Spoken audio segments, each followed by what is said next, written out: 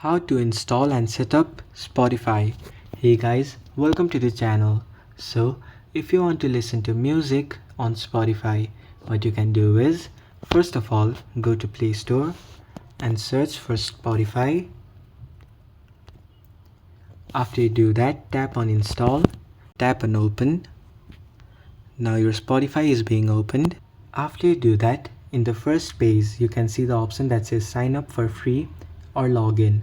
If you already have an account, tap on login, then enter your email, or you can also log in with your Google or Facebook.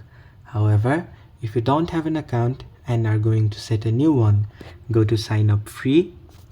Now after you do that, you can either enter your email or you can sign up with your Google. After you tap on Google, you can see all the Google accounts you have over here. Tap on the account you want to sign up with. Then you will successfully be signed up.